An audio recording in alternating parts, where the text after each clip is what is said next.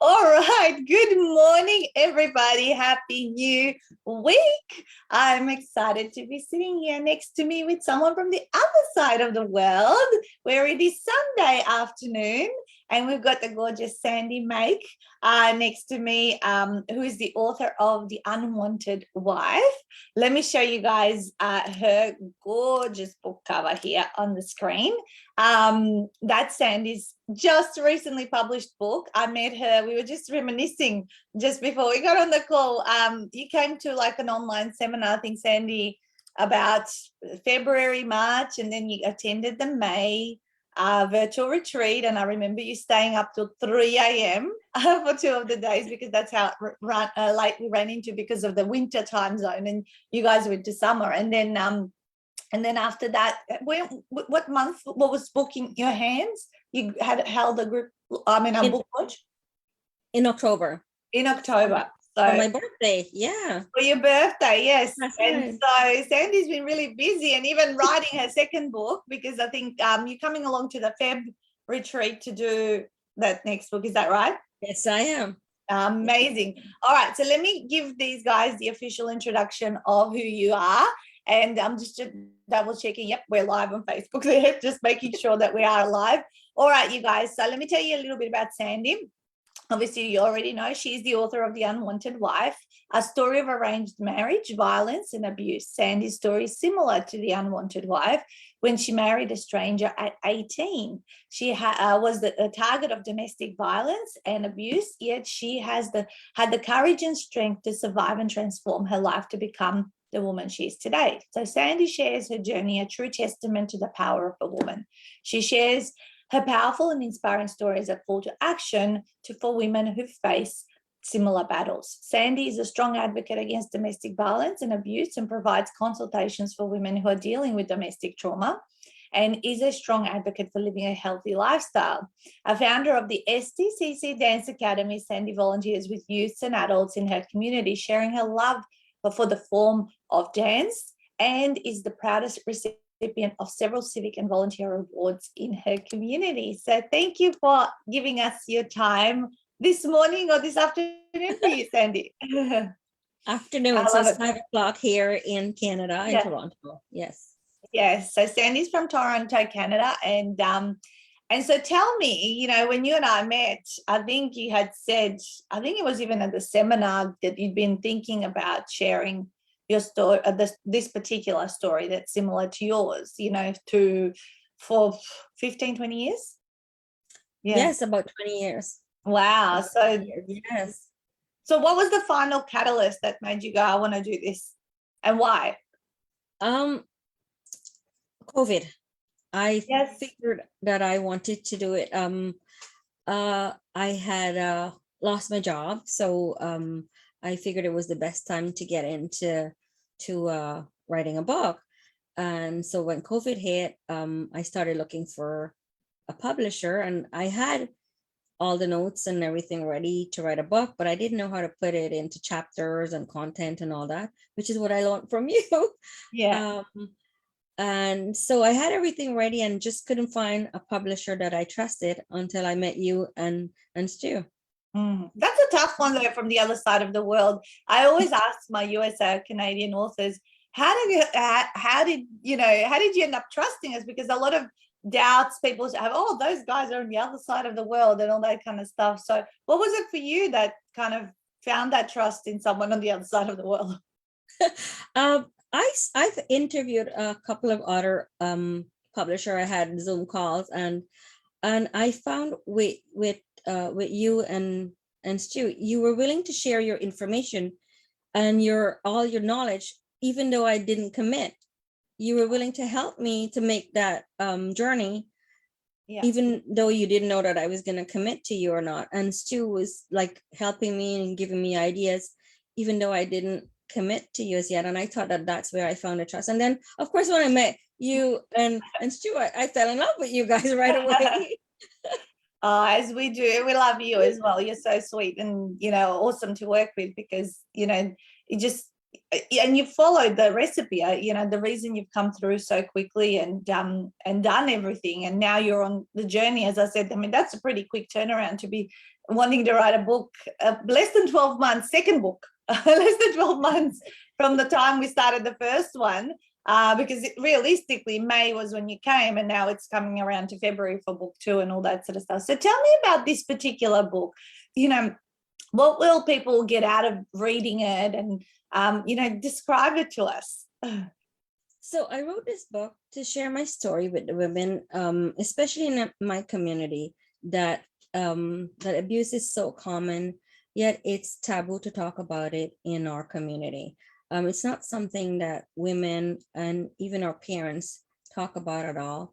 And many women in our community, they live with violence and abuse, not even realizing that they're being abused.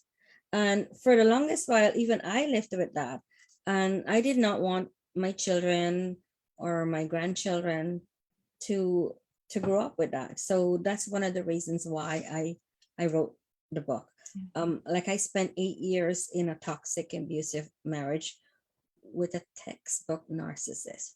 And I was called all kinds of names. I was called a slut, a whore, a bitch. I was kicked, I was punched, I was choked, and I didn't get anywhere with that because I was fearful of leaving, and I want to share my story with people who might be experiencing that or who have experienced it and are like survivors in the community, that you don't have to live with that. No. You don't have to So live you with finally break through and be able to help yourself. Yeah, so the story about domestic violence and abuse, more specifically, it's about one woman's journey from a life filled with like going through hell and going through so much pain and suffering and trying to get out of that relationship and that life with 3 small children, and how difficult it was at the time, and that was like early 90s, and how hard it was because there was not a lot of resources at the time. Now there's like tremendous help and tremendous resources, but at the time there wasn't. And so I want to share that story so that people know that there is places and help that they can get if they're going through something like that. Is it something sometimes people don't realize that they're in an abusive relationship? Is that very common with the women?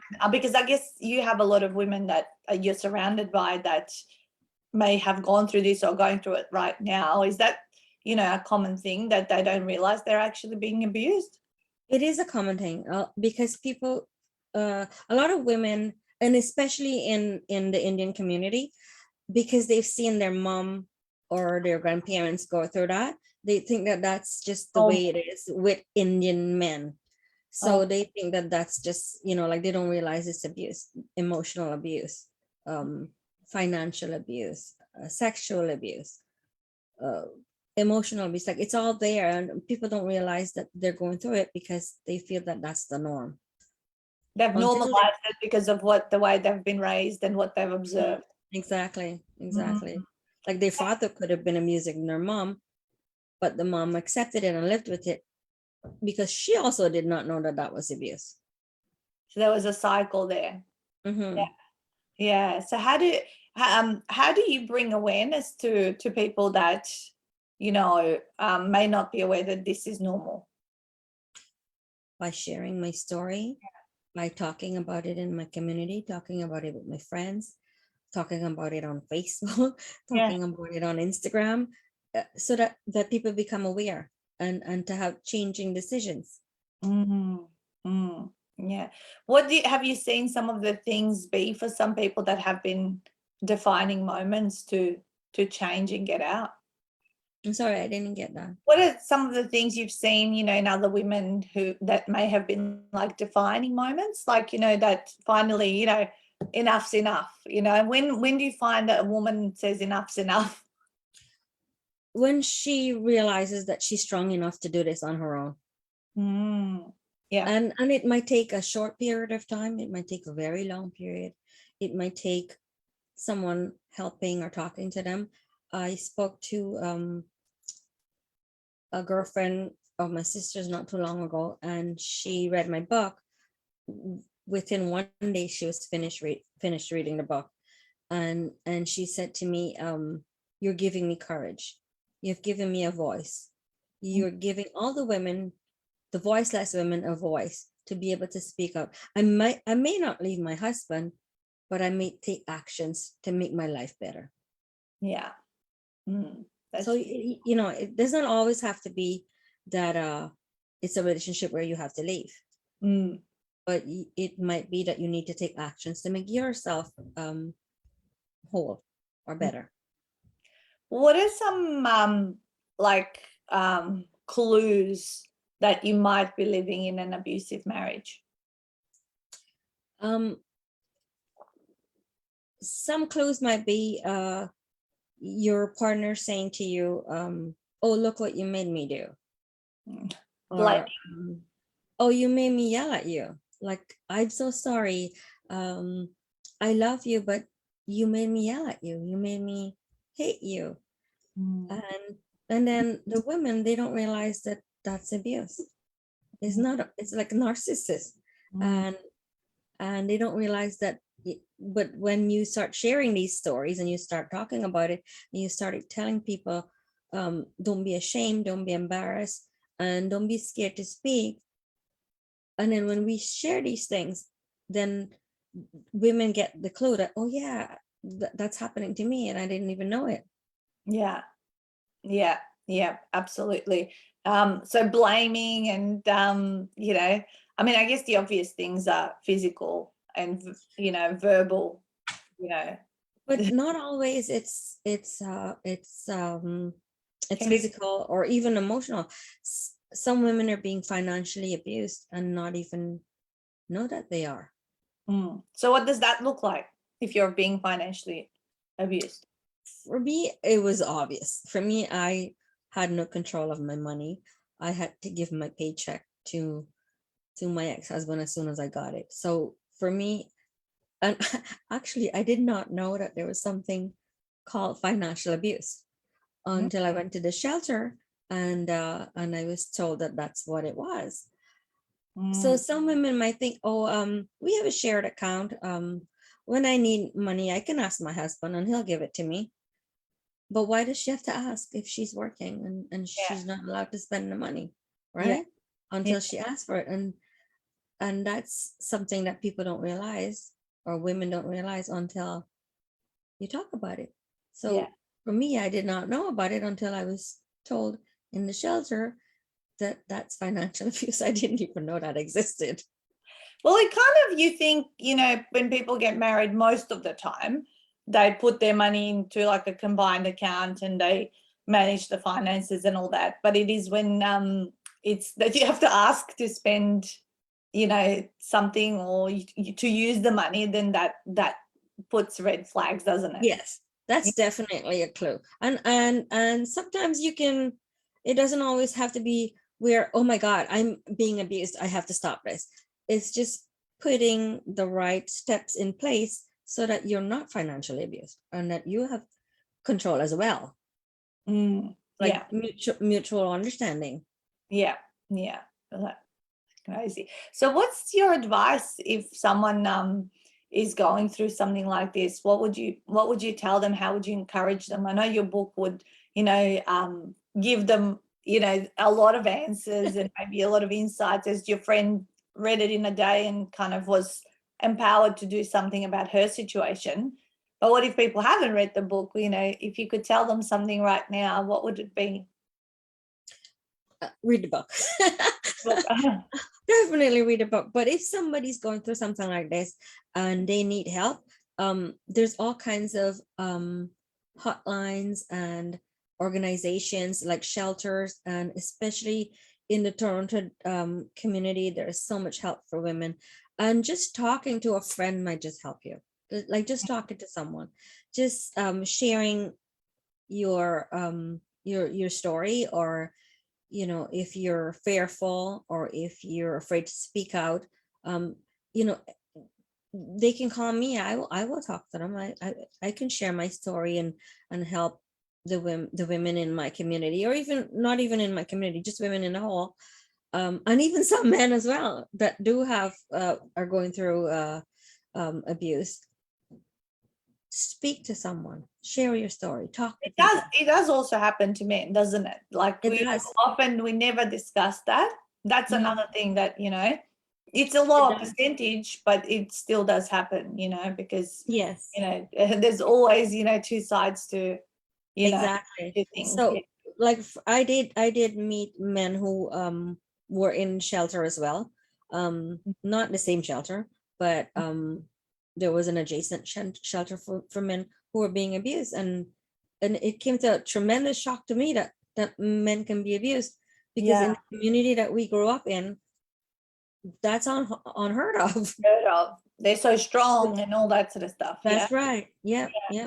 Yeah, but they Right. can. There can be women that are very, very overpowering and strong and narcissistic themselves, right? Exactly. Yeah. Exactly. Yeah. Yep. Wow, Sandy. Yeah, absolutely. There's a lot of support, I think, out there. It's just a matter of reaching out. And is it confidential? Like, it's obviously I haven't been through this. I am a child of domestic violence through what my mum went through when I was a baby, but I wasn't, like, obviously can't remember every moment of it when you're that little, of how it got sorted out and how she left that particular marriage.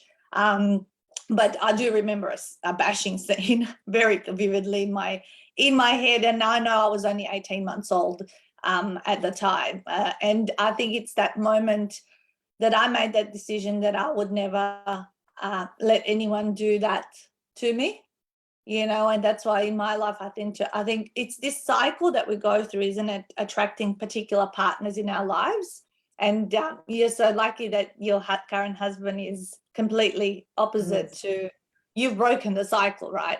Whereas I believe I made a decision when I was watching that as a tiny little baby to never become my mum, let that happen to me. And I've kept attracting all wonderful partners throughout my life. Prior to my husband, also my partners were wonderful people. So I've kind of been lucky enough not to have a cycle of, attracting someone that is narcissistic. But I'm just going to read a comment. Kim, important story. It is tragically common wherever unequal power dynamics are not understood. Yes, the woman has to feel strong enough. Great questions. Fabulous interview. There you go. Sandy, some beautiful comments from one of your fellow authors. So what was I saying? It's confidential. We're starting to talk about the fact that, everything is, because some people would think I'm going to get found and I'm going to get into bigger trouble and I can never get out. Like, they could really feel like imprisoned. Yeah. Yeah, absolutely. And I was in that situation because my community was so small that I was afraid and I was ashamed to speak about it. And so a lot of women in this situation, they're afraid of speaking because they might think that it's going to get out there and it's going to make matters worse. But no, everything's confidential. If you were to speak to someone and to get help, everything's confidential. So don't be afraid, don't be ashamed, don't be embarrassed and scared to speak out, because it is where you get the help. There's a question here, I think, from Vicky, who has said, has there been any backlash from your former partner about writing this fictional story? Yes. Yeah. There was. And that, about this. I was threatened with a legal like a lawsuit, and so were you. Because of this. And yes, there was a lot of backlash, and also backlash towards my children because they supported me. How are things now, Sandy? To be honest, I don't know, because the children, they don't want to share it because they think that he needs to deal with it on his own. Yeah. They don't think that I should be worrying about it. Yeah. And you've stayed strong throughout this. I know we've had many conversations about the approach and all that, the story and all that kind of stuff. And I think we've stood strong in what the truth Yes, was and what you wanted to share, and you're sharing it from your own perspective only. And exactly. brilliant. And not everything in the book relates to me or my story. No. It could be some I shared from other women's story as well. But Yeah. it is a lot of violence and a lot of abuse that women go through, and that I wanted to share, and I wanted to encourage women to share their stories as well. And it's okay to talk up and to Yeah. talk about it. It's a mix of different accounts from different stories from different women, you know, Mhm. written in a Exactly. fictional way. What Sandy's saying is, I've been through a story and I've had an experience of domestic violence, but this book is not necessarily my whole truth, or you know, even, you know, it's written a fictional way so that we're aware of, because I think stories of domestic violence and abuse have a lot of similar threads through them, isn't it? Yeah, Yes, you find that. definitely. Yeah. So then Yeah. maybe let's move into like talking about the process, because this was like kind of, how do I approach this? You know, it's very personal to me, but I don't want to hurt anyone, or I don't want to get into trouble and all that kind of stuff. You know, so what are some of the things you need to say to yourself so you can stay strong in writing what you wanted to write? My mantra is that I will not be silenced any longer. Nice. I will have the voice for me as well as the women who are voiceless. Nice. Yeah. And that's very powerful when you say it. And I think you should have it on some banner. I should put it behind me or something. Yeah, right behind you.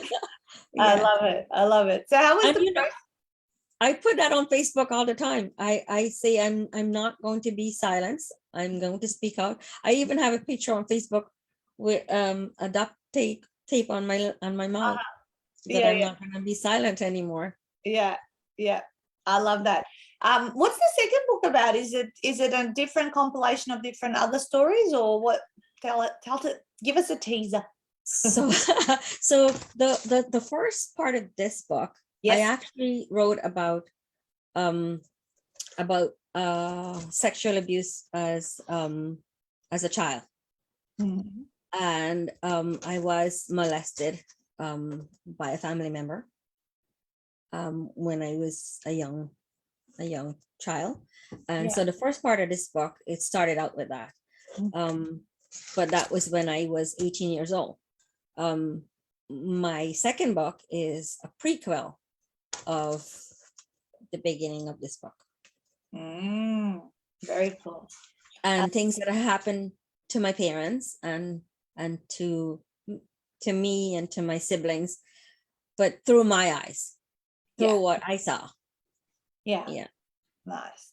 Yeah. So how do you find the process of writing the book? I mean, was it emotional for you to write it?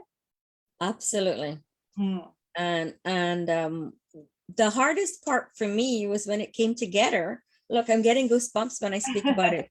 The hardest part for me was when it all came together and the editor sent it back to me and I had to read it out aloud.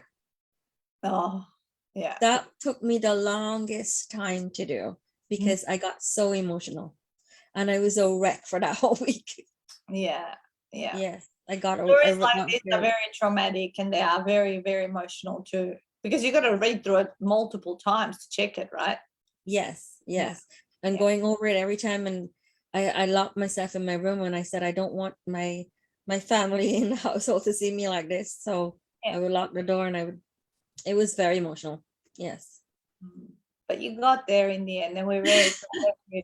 How did you find working through the 48-hour author program? Obviously, you had many late nights with us, and I loved it, and I did not mind staying up till 3 a.m. because you guys made it so much fun. It was I know, because there was a few of you, I think, from that side of the world staying up with all, and I thought maybe you guys might flake out towards cocktail hour or whatever, but you never did. No one ever leaves. Can I just tell you, no one ever leaves until it's finished for each of the days, because it is true. very high energy, and it's like you're almost running on adrenaline for the 3 days and all that kind of stuff. So get ready, but it won't be as late February, because February we're still on summertime zone, so we're going to be up at 1, not at 3. A Million Dreams, that's back to front on my screen, but A Million Dreams was your no, it's because okay, it's mirrored. right. It looks right to you probably in your screen. Yeah, it's mirrored to me. Yeah, A Million Dreams was your retreat song, wasn't it? Yeah, that was a really cool one. So on my book launch, that was my theme song. Oh, very cool. Yes. I love that. Yeah. It just touched my heart. And then after the retreat, I went into withdrawals because I missed you guys so much. Yeah. I know. We're just having our accountability call first for the November people today, so we haven't seen them for 10 days. And it's a similar thing. Now we're going to see each other once a week. But yeah, for 3 days, you're so intensely together that, you just feel like you're in the other lounge room doing it. So, you did amazing. And I think for such a challenging, as we said, we had external influences that were putting challenges, and the fact that you had to go through all the emotional parts of the story yourself, and then you had to learn a process and a system and follow all the instructions along the way. I'm sure you're going to do it a lot more efficiently and easier the next time around, because once you've done it once, the second and third time around is very, very much faster. So I love it. So where can people get your book? At www.sandymeck.com. And Sandy spelled normal, so SANDY and then MAECK, you guys.com. MAECK.com. If you're listening to this as a podcast, you can check it out. If you get it off Sandy's website, of course, she can personally sign it and send it to you. And it is also available on all your good online resellers like Amazon and all those places. And I'll show you the beautiful book one more time on my screen here. Here we go. The Unwanted Wife, Secrets and Lies Exposed, and Arranged Marriage Hell. So there's her beautiful picture. And Sandy, before we got on live, she told me that she's got 4 children and 3 grandchildren. And I go, oh my gosh, amazing effort. And, I wish that, so what do you hope for in the future? What do you hope that this book is going to do? I know you've been on radio a few times now already. You've hosted your book launch. You've done Facebook Lives in numerous groups where these kinds of people hang out and all that sort of stuff. What are some of your other future aspirations? So my plans for 2022 is to have retreats for women who are victims or survivors of domestic violence. Mm-hmm. And my retreats, I'm hoping to have 4 retreats per year. Right. And I will be coaching women in this situation. And my retreat will have coaching as well as yoga and dance, of course, because I teach dance. Yes. And painting. So it will be at a cottage and in a small group, and also healthy lifestyle living as well, because I'm a big advocate for that. Yeah, nice one. Have you already chosen the cottage? You kind of have the whole vision? I do. Okay, let me ask you the next question. Have you set the first date for the first one? It's in April, but I haven't set the date. All right, my advice. I'm hoping that it's in April. Yes, so my advice to you is I think you're doing playing day with me soon, aren't you? Yes, I am. So that's going to be really when we're going to be locking in dates. Because unless we lock in dates and we have what people can now access with you, it's not going to happen. But if you have a date, people also go look at their planner and they go, okay, can I make this happen? What does it look like? And then they start to commit and you start to fill them, right? So I know at the moment you're reading Bums on Seats and Fully Booked Retreats, which is it's going to be wonderful. But the date and the offer are the 2 things you need to have first. And then just Bums on Seats is the whole focus on making it a reality. Once you get through a couple of retreats and you have your testimonials and all that, it starts to, kind of spread, the word spreads, and then, people come in and see you from all sorts of locations. Excited. Yeah, I can't wait to have you at Playing Dates. It's a whole orchestration of, I know you've done events through your dancing stuff, and how how you've got that. So there'll be some similarities, but I can't wait. You know, we're definitely 12 months on from now. We need to sit back down for another interview and talk about book 2, and then talk about how the retreats went. Yes. So Sandy, thank you so much for everything you shared. And, you know, I know it's a difficult topic to, you know, talk about, and it's a taboo, as we said, and we've covered different parts to it. And maybe we've given some people awareness around what might be happening that they didn't realize, and where it might be coming from. So thank you for, you know, people need to speak up, and you're one of those people. And I'm really proud of you, and so happy to have you as one of my authors. Thank you. My pleasure. And I'll see you soon. Have an amazing rest of Sunday. I know, it's Sunday dinner. Yeah, enjoy. And go get that book, guys, The Unwanted Wife, from sandymack.com. There you go. Love it. Talk soon. Bye.